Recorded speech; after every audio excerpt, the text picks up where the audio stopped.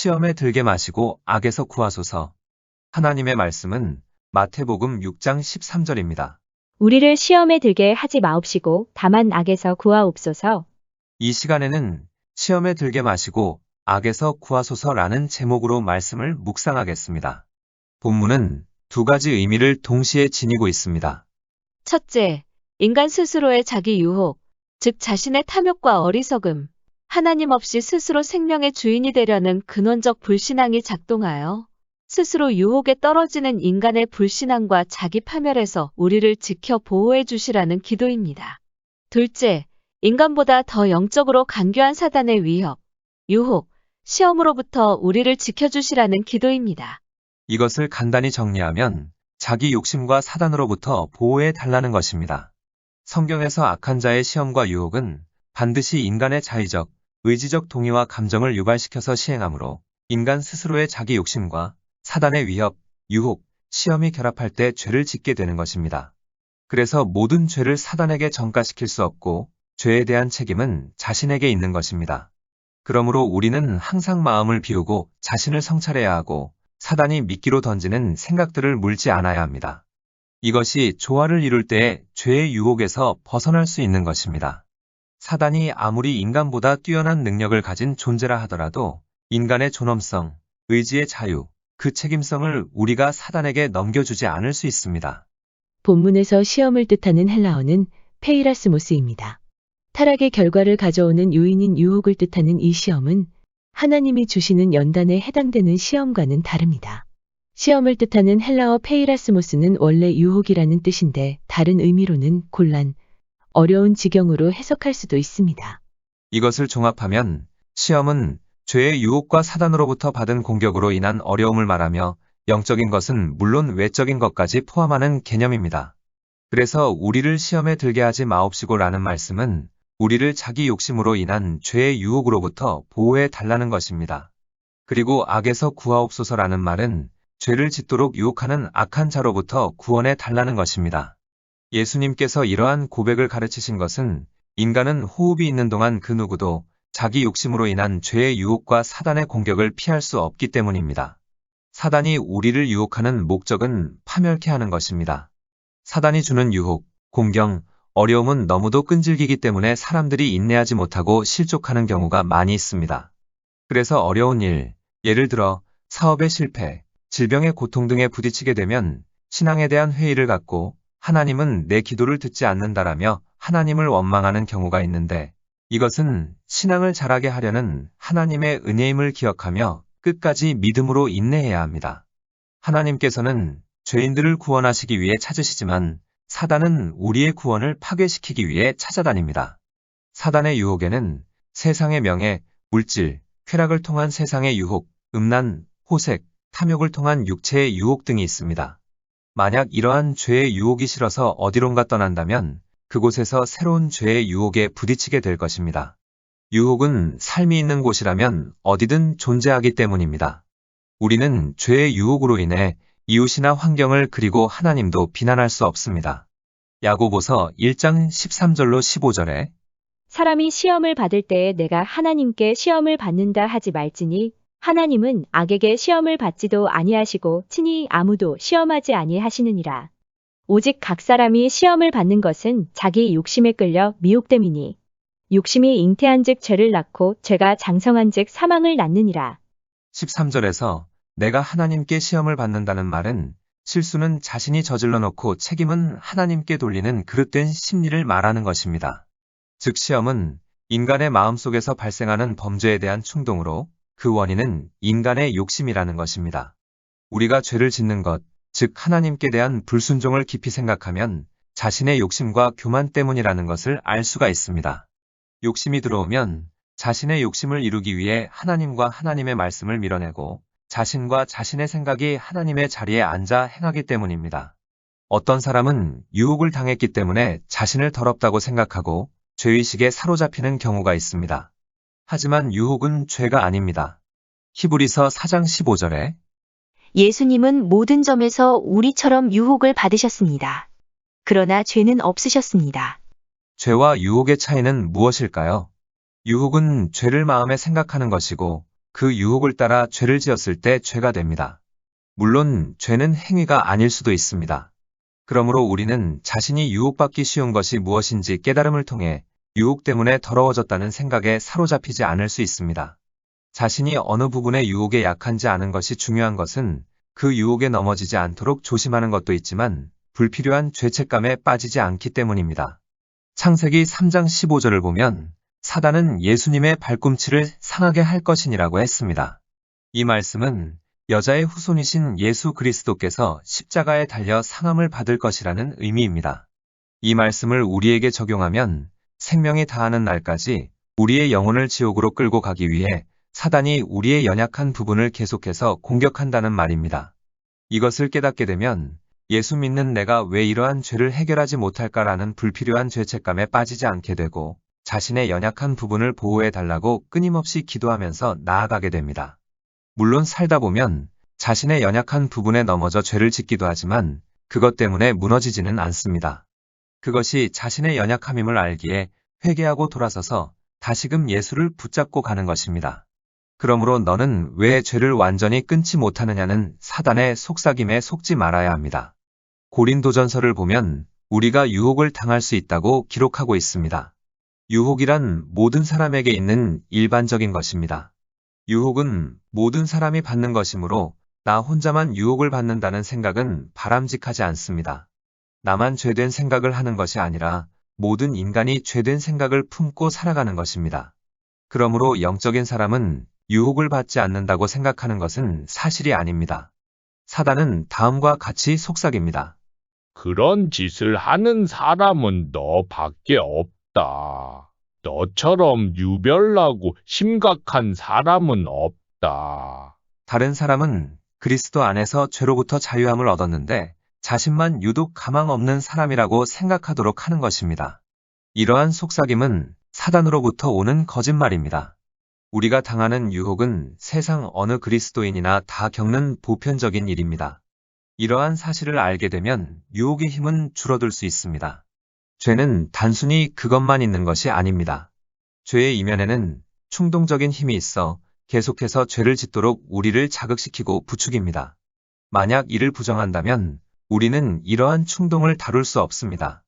우리가 할 수 있는 것은 하나님 앞에 자기를 낮추며 마음을 열고 고백함으로써 유혹과 함께 충동적인 힘을 약화시키는 것입니다.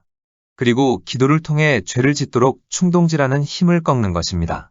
우리는 언젠가 유혹이 없는 경지에 이르러 승리의 삶을 살게 되는 때가 있겠지 하고 은근히 바랍니다. 하나님께서 원하시는 대로 우리가 되지 못하도록 막는 것이 유혹이라고 생각하는 것입니다. 그러나 실상은 유혹을 통해 유혹을 극복함으로 훌륭한 그리스도인이 되는 것입니다. 유혹이 너무 강하기 때문에 어쩔 수 없이 죄를 짓는 것이라고 말하는 사단의 거짓말을 받아들이면 우리는 죄를 짓게 됩니다. 그러므로 죄를 거절할 수 있는 틈도 없다는 생각은 버려야 합니다. 로마서 6장 14절에 죄가 너희를 주관치 못하리니 이는 너희가 법 아래 있지 아니하고 은혜 아래 있음이니라. 십자가와 부활의 능력은 우리를 죄로부터 자유케 하는 능력이 있습니다. 그러므로 우리는 죄의 능력에 주목하기보다 우리 안에 있는 하나님에 의해 주목해야 합니다. 세상에서 죄가 없는 사람은 예수님 외에 아무도 없습니다. 그러므로 하늘나라에 가기까지 끊임없이 우리의 태도와 동기와 행실을 고치고 변화시켜야 하는 것입니다. 이것은 성령의 도움으로만 가능하고 예수님 안에서 성장하면 할수록 죄는 점점 멀어지게 됩니다. 요셉의 생애를 살펴보면 유혹을 극복하는 법을 배울 수 있습니다. 보디발의 아내가 요셉에게 들어가서 나와 동침하자라고 했는데 이 말은 성적인 유혹 그 이상의 의미를 내포하고 있습니다. 요셉이 보디발의 아내를 즐겁게 해주지 못할 경우에는 자신의 모든 것을 잃을 수도 있다는 의미가 있는 것입니다. 당시 사회적 상황을 보았을 때 요셉은 이러한 의미를 이미 알고 있었을 것입니다. 그럼에도 불구하고 요셉은 하나님을 의식했기 때문에 유혹에 빠지지 않았습니다. 만일 우리가 자기 위신을 생각하고 남들이 자신을 어떻게 생각하나 염려한다면 그리고 자신의 필요나 자기 권리, 욕망, 손해 등을 따지며 하나님에 대한 생각은 아랑곳하지 않는다면 유혹을 피할 수 없을 것입니다. 그래서 하나님을 경외하는 마음으로 생활해야 합니다. 잠언 8장 13절을 보면 악을 미워하는 것, 즉 죄를 미워하는 것이 여호와를 경외하는 것이라고 했습니다. 그런데 하나님은 우리가 원수로부터 공격받도록 내버려 두실 때가 있습니다. 이 부분에 대해 사도 바울은 이렇게 말했습니다. 고린도후서 12장 7절에 여러 계시를 받은 것이 지극히 크므로 너무 자고하지 않게 하시려고 내 육체의 가시 곧 사단의 사자를 주셨으니 이는 나를 쳐서 너무 자고하지 않게 하려 하심이니라. 가시는 하나님이 허락하신 범위 내에서 활동하는 사단의 권세를 말합니다. 바울은 성령 충만한 사람인데도 사단의 사자에게 고통을 당했습니다. 그리스도인이라면 원수의 공격을 받기도 하며 또 앞으로도 받을 것입니다. 그러나 대개의 경우 하나님께서는 사단을 대적하는 법을 가르치시기 원하시기 때문에 우리에게 이러한 일을 허락하십니다. 따라서 우리는 사단의 공격에 대적할 줄 알아야 합니다. 사단의 공격은 욥의 경우처럼 한때일 수 있고 바울의 경우처럼 하나님의 은혜의 풍성함을 깨닫게 하기 위해 지속적인 공격을 허락하실 때가 있습니다. 그렇다고 해서 당연한 것처럼 수동적으로 받아들여서는 안 됩니다.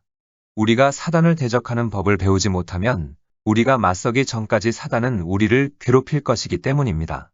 고린도후서 12장 10절을 중심으로 사단이 공격하는 방법을 살펴보면 약한 것들과 능욕과 궁핍과 핍박과 곤란이라고 했습니다.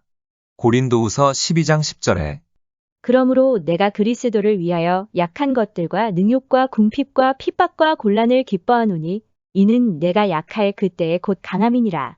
사단이 우리를 공격하는 방법은 다양한데 5가지를 설명하고 있습니다. 사단이 공격하는 방법은 첫 번째, 약한 것들입니다. 약한 것들의 헬라어는 아스테네이아입니다. 의미는 2가지인데 첫째, 도덕적 연약함을 뜻합니다.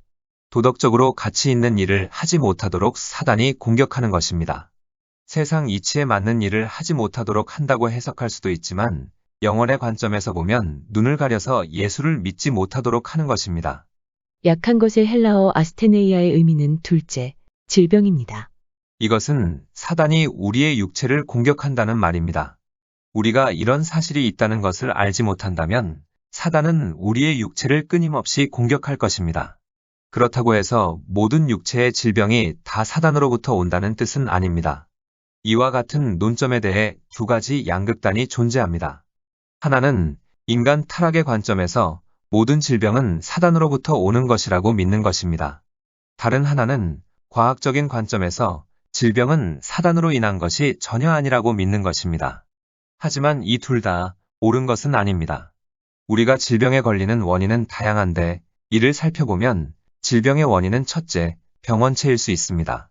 세균이나 바이러스 혹은 생리적인 이상 때문에 병에 걸리는 것입니다. 질병의 원인은 둘째, 선천적으로 약하기 때문에 병에 걸리기도 합니다. 예를 들어 우리가 안경을 쓴다 해서 이것이 귀신 때문은 아닙니다. 우리 육체는 한계가 있고 부서지기 쉬운 것입니다. 이와 같이 신체가 약한 것이 인류의 타락 이후 계속되어 왔습니다. 질병의 원인은 셋째, 몸을 무리하게 사용하면 질병이 오는 경우가 있습니다. 불규칙한 식사라든가 운동 부족, 과로 등이 질병의 원인이 되기도 합니다. 질병의 원인은 넷째, 죄로부터 오는 경우도 있습니다. 성경을 보면 하나님께서 질병으로 역사하시는 것을 볼 수 있습니다. 육체의 심판으로 질병을 사용하시는 경우가 있는 것입니다. 하나님은 질병을 사용하심으로써 회개와 소생케 되는 역사로 이끄십니다. 이러한 경우에 즉 하나님으로 인해 질병이 올 때는 그 사람이 회개만 하면 회복하게 됩니다. 그러기 때문에 기도를 받아도 효과가 없고 의술도 효과가 없고 병명도 알 수 없고 병의 원인도 알 수 없을 때는 하나님과의 관계를 깊이 생각하며 회개해야 합니다. 또 마음속에 심각한 앙심이나 미움, 독을 품고 있을 때에 이를 고백하면 치유가 급속도로 이루어지는 경우도 있습니다. 질병의 원인은 다섯째, 사단인 경우가 있습니다. 이럴 때는 예수의 이름으로 사단을 대적해야 합니다. 만일 질병이 사단의 공격인지 아닌지 확실히 알 수 없다면 하나님께 기도해야 합니다. 그러면 하나님께서는 우리로 하여금 문제의 원인이 무엇인지 깨닫게 하십니다. 중요한 것은 어떠한 질병이든 먼저 하나님께 질병에 대한 깨달음과 함께 치유를 위해 기도해야 한다는 것입니다. 질병의 원인은 이외에도 노환 등 다양합니다. 사단이 공격하는 방법은 두 번째, 능력입니다. 능욕의 헬라어는 휘브리스입니다. 의미는 모욕, 비난, 타격, 현저한 가해로 인한 정신적 상처 등입니다. 사단은 모욕과 비난을 통해 우리에게 정신적인 상처나 타격을 입힙니다. 사단은 우리를 나쁜 사람으로 보이도록 몰아세우고 교회를 호심탐탐 노리다가 정죄할 만한 일이 생기면 비난합니다. 이러한 것을 알지 못하고 무방비 상태에서 비난을 받으면 상처받고 흔들리게 되므로 항상 정신을 차리고 있어야 감정적으로 반응을 하지 않게 됩니다. 나는 아무런 잘못이 없는데 사람들이 왜 나를 못 살게 하나라는 생각에 원망 불평하지 말고 하나님만을 바라보고 하나님만을 의지해야 합니다. 그러면서 나를 향한 미움과 시기와 질투와 분노와 저주와 주문과 사술은 무효화되고 예수 이름으로 떠나가라고 대적해야 합니다. 이처럼 잘못이 없을 때의 비난은 그래도 위안이 되지만 그리스도인이 죄를 지음으로써 비난을 당할 때는 사정이 다르게 됩니다. 또 그리스도인이 다른 그리스도인을 끊임없이 의심하고 비난함으로써 사단이 모욕하는 것을 도와주기도 합니다. 그래서 각종 매체들이 그리스도인과 교회의 비리와 부정과 미덥지 못한 면을 먼저 보도하는 것입니다. 그리고 세상은 그리스도인에 대해 다른 사이비 종교나 위선적인 종교 지도자들과 다름없다고 말합니다. 그러므로 우리는 사단이 능욕하는 이와 같은 공격에 대해 대적 기도를 해야 합니다. 사단의 공격을 차단시키는 한 가지 방법은 그리스도인 각자가 스스로 유혹에 대항하는 것입니다. 유혹을 받아서 죄를 짓기 전에 그 죄 때문에 사단이 비난한다는 것을 기억해야 합니다. 그리고 다른 사람을 비난하거나 험담하는 것을 거절함으로써 이들에 대한 사단의 공격을 무력하게 만들어야 합니다. 특히 책을 쓴다든지 신문이나 잡지에 기고하는 일이 있을 때 그리스도 안에 있는 다른 형제를 공격하지 않도록 각별히 조심해야 합니다. 사람에게는 누구나 부족한 점들이 있습니다. 현명한 사람은 다른 사람의 부족한 점들을 보고 인간의 연약함을 깨닫지만 어리석은 자들은 다른 사람의 부족한 점들을 보고 타인들을 비난합니다. 우리는 자신의 부족한 면을 깨닫고 타인을 용납할 수 있어야 합니다. 사단이 공격하는 방법은 세 번째 궁핍입니다. 궁핍의 헬라어는 아난케입니다. 의미는 좌절, 낙심, 불행, 강요된 빈곤 등입니다. 사단은 곤란한 문제와 환경을 통해 좌절하게 만들므로써 우리를 공격하는 것입니다. 상황이나 관계에 문제가 생겨 궁지에 몰리게 되면 믿음으로 충만한 상태가 되기보다는 좌절하고 낙심하는 것이 우리의 모습입니다. 사단은 우리를 항복시킬 목적으로 절망감을 주고 공포에 사로잡히게 하는 것입니다.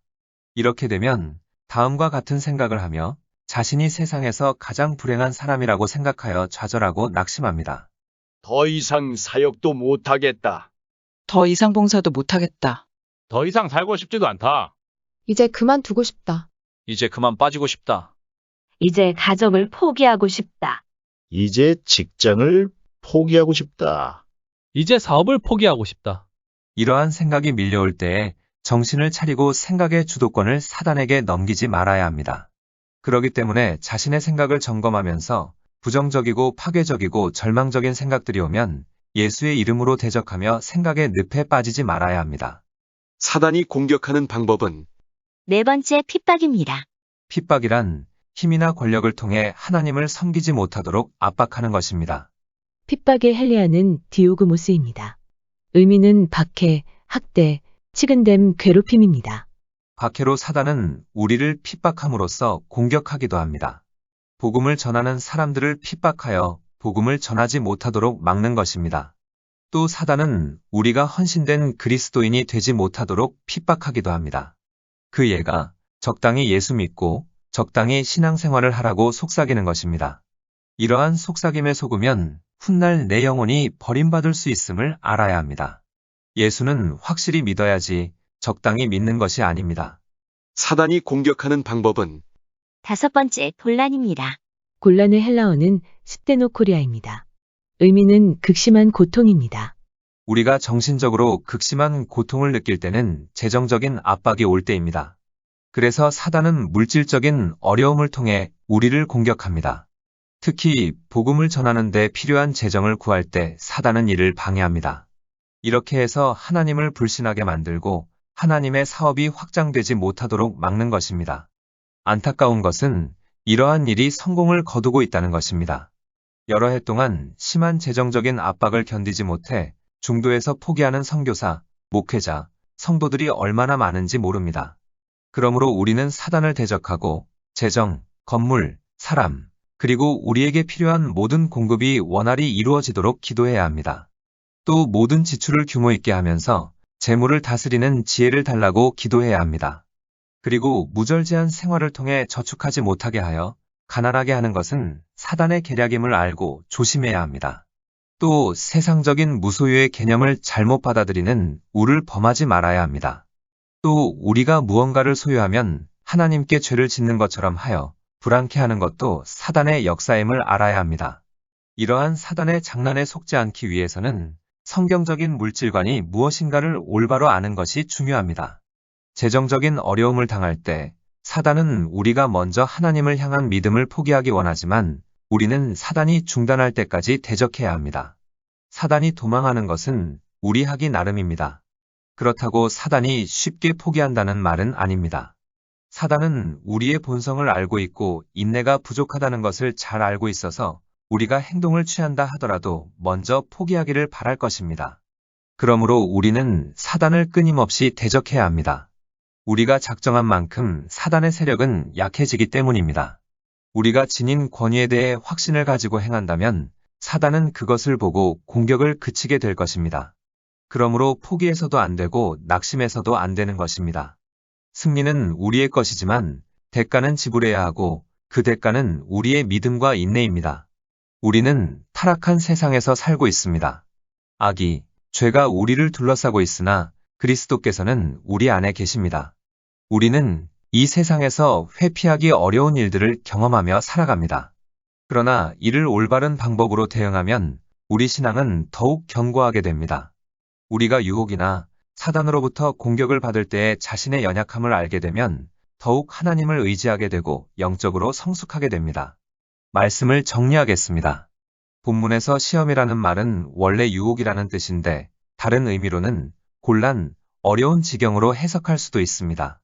이것을 종합하면 시험은 자기 욕심으로 인한 죄의 유혹과 사단으로부터 받은 공격으로 인한 어려움을 말하며 영적인 것은 물론 외적인 것까지 포함하는 개념입니다.